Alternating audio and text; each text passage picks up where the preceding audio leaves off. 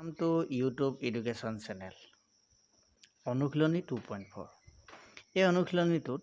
আমাক কৰিবলৈ দিয়া অংককেইটা হ'ল ধ্ৰুৱীয় আকাৰ উলিয়াব লাগে আমি গুণাংক নিৰ্ণয় কৰিব লাগে এতিয়া আমি জানো যে জটিল সংখ্যাবিলাক z দি আমি ধৰো মানে z = x + iy এতিয়া এটা যদি জ্যামিতিক চিত্ৰাঙ্কন কৰো তাত যদি ভূমি x লম্ব y অতিভুজ জালক যদি আমি r বুলি কওঁ তেতিয়া হলে আমি ইয়াৰ পৰা পাওঁ যে cos θ কিমান হ'ব cos θ = x / r ঠিক একেদৰে যদি sin θ লিখো sin θ = হ'ব y / r এতিয়া আমি এই cos θ r টোৱে sin θ r টো বজ্ৰপূৰণ যদি কৰি দিও তেতিয়ালে আমি এই প্ৰথমটোৰ পৰা আমি কি পাম x = r cos θ বুলি পাম একেদৰে আমি y টোৰ পৰা কি পাম y = r sin θ বুলি পাম ঠিক আছে আৰু ইয়াত আমি যেহেতু r নিৰ্ণয় কৰিব লাগিব r মানেনো কি r মানে হল মাপাংক z মাপাংক z মানে আমি জানো x² + y² যত x + iy আমাক দিয়া থাকে ঠিক আছে এটা ইয়াৰ পৰা আমি লিখিব লাগিব এটা ধ্ৰুৱীয় আকাৰ এতেকে ধ্ৰুৱীয়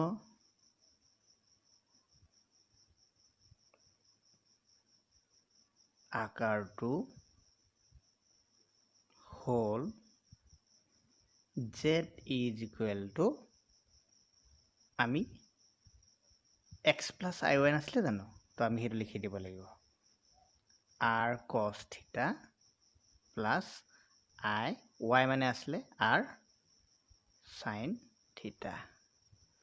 এতিয়া দুইটাতে r আছে গতিকে আমি কি কৰিম r টো কমন লৈ লম তেতিয়ালে কি হ'ব cos θ plus i y টো yes i sin θ এইটোকে কি বুলি কোৱা হ'ব ধ্ৰুৱীয় আকাৰ নতুবা পোলাৰ ফৰ্ম বুলি কোৱা হয় আমাক যদি গুণাংক নিৰ্ণয় কৰিবলৈ কয় এটা গুণাংক নিৰ্ণয় কৰিবলৈ হলে আমি argument of z = θ বুলি আমি লিখি তাৰ পৰা মানটো উলিয়াম কিন্তু ইয়াত থিতাটো কি লাগিব যত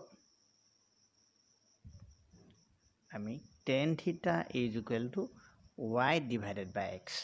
এই যে tan θ ক'ৰ পৰা পালো বাৰু আমি অলপ আগত যে কৰিছিলো ইয়াত x = r cos θ y = r sin θ ইয়াক হৰণ কৰি দিলে আমি তাৰ পৰা tan θ পাম ঠিক আছে এটা যেহেতু আমাৰ এমপ্লিটিউড এই থিতাটো লাগে সো এখানে ইয়াত আমি থিতাটো ৰাখিম তেতিয়ালে কিমান হ'ব থিতাটো এফালে ৰাখিলে tan টো ইফালে গুচি গলে কিমান হ'ব ইনভাৰ্স হ'ব আৰু y / x এতিয়া আমি অনুশীলনীটো আৰম্ভ কৰো অনুশীলনী 2.4 ত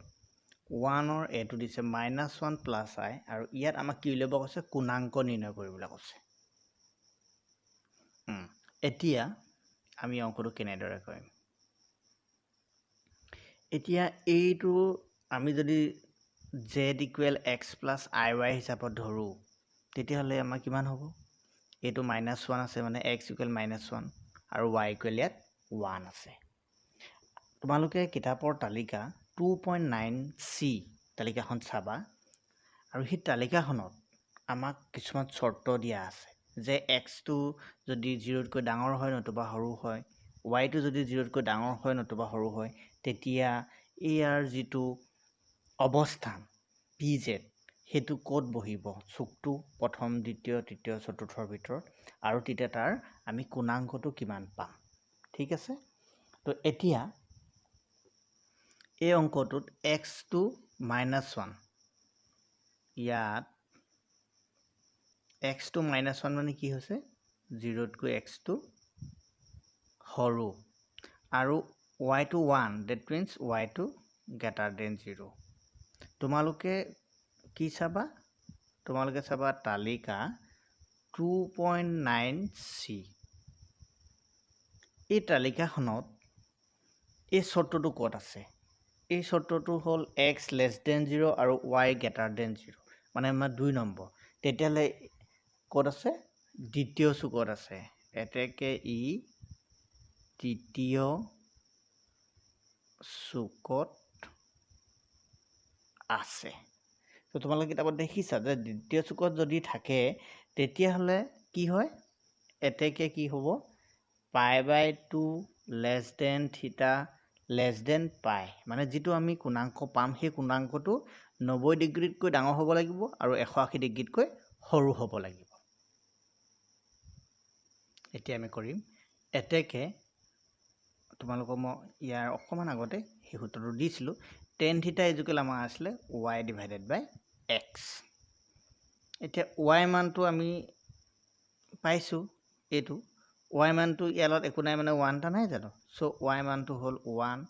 x মানটো হ'ল -1 তাহলে ইয়াৰ পৰা আমি কিমান পালো -1 পালো এতিয়া যেটো -1 পালো তাৰ মানে কি বাৰু এইফালে আছে আমাৰ tan theta -1 টো কাৰ ভ্যালু আমি জানো যে tan 45 ডিগ্ৰীৰ ভ্যালু 1 সো -10 π/4 এতিয়া আমি কোণাংক নিৰ্ণয় কৰিবলৈ হলে আমাৰ যদি দ্বিতীয় চুকত যদি আমি এই থিতাটো পাওঁ তেতিয়া হলে আমি কোণাংক কেনেকৈ পাম তেতিয়া হলে amplitude of z is equal থিটা আমাৰ সূত্ৰ মতে হ'ল মানে থিটা ইকুৱেল টু কিমান হ'ব তোমালোকে তালিকাখন চাবা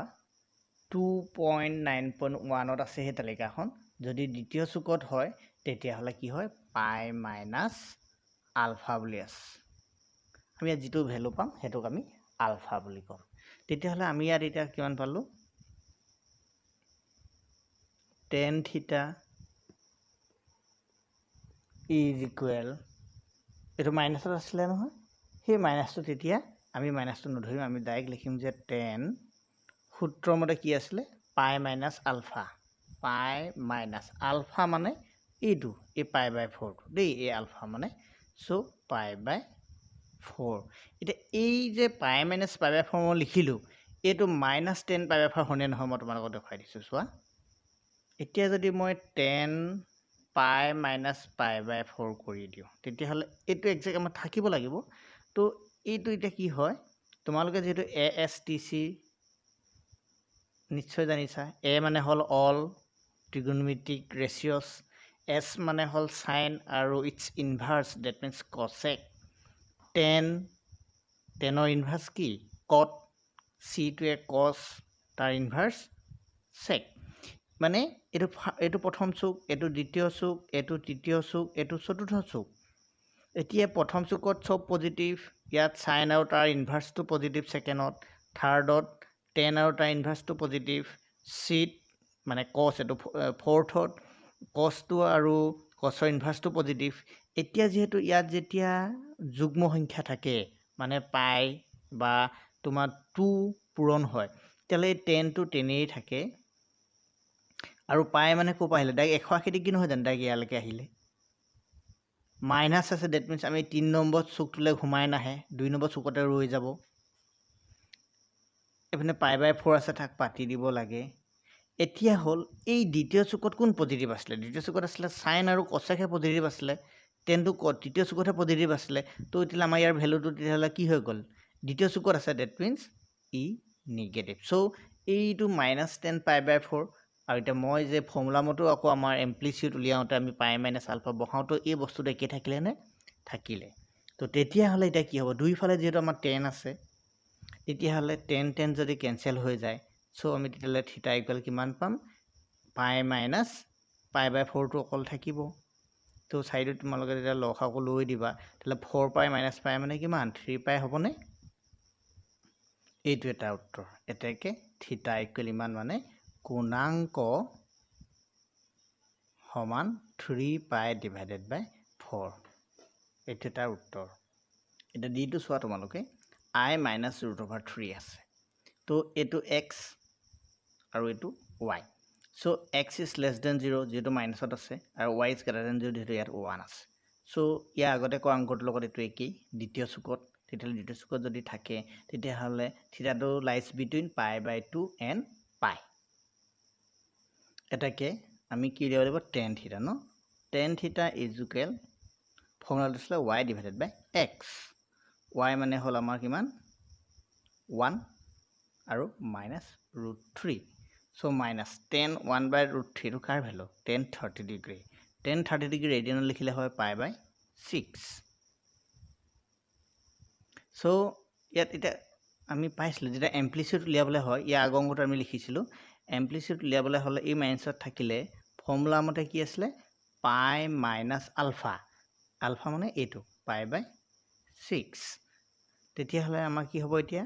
এইটো tan 5π/6 সো এইফালে আমাৰ tan থিটা আছিলে সো থিটা ইজ ইকুৱেল কিমান হ'ব এতিয়া 5π/6 আৰু এইটোৱে তাৰ গুণাংক এটাকে গুণাংক সমান 5π/6 ইয়াৰ যিকেইটা অংকত ভগ্নাংশত দিয়া আছে সেইকেইটা প্ৰথমতে আমি হৰ পৰিমেয়কৰণ কৰিব লাগিব হৰ পৰিমেয়কৰণ কৰাৰ পাছত আমি এনেকুৱা এটা শাৰীত বনাব লাগিব বনোৱাৰ পাছত অংকবিলাক আমি এইদৰে তালিকাত বনাই পেলাই কৰিলে একে মেথডত বাকি অংককেইটা আমি সমাধান কৰিব লাগিব 2 নম্বৰ প্ৰশ্নটোত আমাক ধ্ৰুৱীয় আকাৰত লিখিবলৈ কৈছে ধ্ৰুৱীয় আকাৰ মানে আমি জানো ধ্ৰুৱীয় আকাৰ হ'লে z r cos থিটা প্লাস i sin থিটা এই আকাৰটোত আমাক লিখিব কৈছে ঠিক আছে তেলে ধৰা হ'ল z 1 plus i আমি এই r মানে আমি জানো এটাকে r equal modulus of z মানে আসলে x square plus y square so this one is √2 ঠিক আছে আমাৰ r টো ওলালে তাৰপিছত আমি প্ৰথমতে মই তোমালোকক ইন্ট্ৰোডাকশন দিছিলো তেতিয়া লিখাই আছে যে x equal r cos theta হয়নে সো এতিয়া ইয়াত x সমানটো কিমান 1 আছে সো r ৰ ভ্যালু পালো মই √2 পালো হয়নে নহয় cos theta আৰু x সমান 1 সৰি দেই এইটো আমি নলিয়ালো আমি ডাইৰেক্ট লিখিব পাৰিম যেটো আমাক থিটা হে লাগে এতিয়া যেটো x আমাৰ নবনালো হ'ব আমাৰ থিটাটো কেনেকৈ পাম তা থিটাৰ কাৰণে এটা ফৰ্মুলা আমি জানিছিলো tan theta is equal y divided by x আমি এটো পাতিম ইয়াত y মানে কিমান আছে 1 আছে আৰু x মানে 1 আছে আমি এটো ডাইৰেক্ট পাতি দিলে আমাৰ কিমান হ'ব 1/1 equal to 1 মানে 10 π/4 এতিয়া ইয়াত 1 আছে that means কি x greater than 0 1 আছে means y greater than 0 এতিয়া আমি এই তালিকাত চাব লাগিব কোনখন তালিকা আছিল আমাৰ অলপতে মই তোমালোকক কৈছিলো যে তালিকা 2.9c খন যেতিয়া চাম তেতিয়া হলে কি তালিকা চাব লাগিব 2.9c এতিয়া মই তোমালোকক জানিবৰ বাবে লিখি দিছো 2.9c তালিকাখন চাম তাত 1 নম্বৰটোত পৰিছে প্ৰথম চুকত পৰিছে তে প্ৰথম চুকত পৰিলে আমাৰ থিটা মানটো 0 less than theta less than π/2 হয় ঠিক আছে তেতিয়া হলে যদি প্ৰথম চুকত পৰে তেতিয়া হলে আমি তাৰ পাছত তালিকাখনৰ মতে আমাৰ হয় এমপ্লিটিউড মানে কোণাংক উলিয়াবলৈ গলে আমাৰ পাও আমি থিটা is equal to অকল আলফা হয় ন সো this one is π/4 আমি থিটাটো পাই গলো যেতিয়া থিটা পাই গলো তেতিয়া আমি আমাৰ ধ্ৰুৱীয় আকাৰত লিখিবলৈ কৈছে আমি r উলিয়াই থৈছো √2 থিটাও পালো সো মানটো পাতিলে হৈ যাব এটাকে ধ্ৰুৱীয় আকাৰটো হ'ল এটাকে ধ্ৰুৱীয় আকাৰটো হ'ল z is equal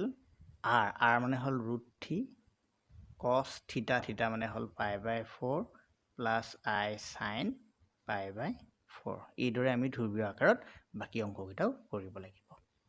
এতিয়া 3 নম্বৰ একটো চোৱা sin 30 degree plus i sin 30 degree এটা আমাৰ ধ্ৰুৱীয় আকাৰ মানে কি কৰিবলৈ কৈছে আমাৰ z is equal to r cos theta plus i sin theta এটো sin theta হয় নহয় এটা এটোত আমি বনাব লাগে তেতিয়া হলে ইয়াত প্ৰথম আকৌ sin 30 আছে ইয়াত i cos 30 আছে এই sin টো cos কৰিব লাগিব এই cos টো sin কৰিব লাগিব তেতিয়াহ'লে আমি কি কৰিম ফৰ্মুলাত পেলাব লাগিব নহয় সলিউশ্যন ধৰা হ'ল z is equal to sin 30 degree plus I cos 30 degree এতিয়া আমি এটা কাম কৰিব পাৰোঁ যে 90 ডিগ্ৰীৰ পৰা যদি 60 ডিগ্ৰী বিক কৰি দিওঁ তেতিয়াহ'লে 30 ডিগ্ৰী হ'ব হয়নে নহয় তো সেইটো আমি বনাব পাৰোঁ ইয়াত কৰিলে নহয় ইয়াতো কৰিব লাগিব plus I cos 90 degree minus 60 degree এতিয়া এইটো আমাৰ সূত্ৰত পৰি গ'ল যে 90 মানে লগত কিমান পূৰণ হৈছে 1 পূৰণ হৈছে চ' চাইনটো কিমান হৈ যাব cos হৈ যাব আৰু 60 ডিগ্ৰী হয়নে নহয় এই ASTC সূত্ৰৰ মতে এইটো পৰিব তেতিয়াহ'লে 1 মানে হ'ল ইয়াতে ৰৈ গ'ল এইটোতে আৰু মাইনাছ আছে মানে ইয়াত অল ইজ পজিটিভ চ' এইটো পজিটিভ তাৰ পাছতে আহিলে ইয়াত চিনটো পিছত দিম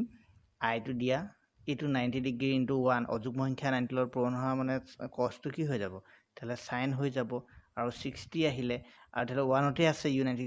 1 মানে all is positive so positive হ'ল তাহলে এইটো এতিয়া আমি ফৰ্মুলাত পাই গলো ইয়াৰ পৰা আমি এটা কি লাগিব আমাৰ এই r টো লাগিব ন ফৰ্মুলা মতে এতেকে r is equal to modulus of z এটা modulus of z আমি জানো ফৰ্মুলাটো আমাৰ যেটো কিমান পাই থৈছিলো এতিয়া z টো cos 60 degree plus I sin 60 degree আমি তো z সমান হেতু পালোগে এতিয়া তেতিয়াহলে আমি এটা কি হ'ব cos square 60 degree plus sin square 60 degree আমি জানো যেটা cos স্কয়াৰ থিটা প্লাস sin স্কয়াৰ থিটা মানে 1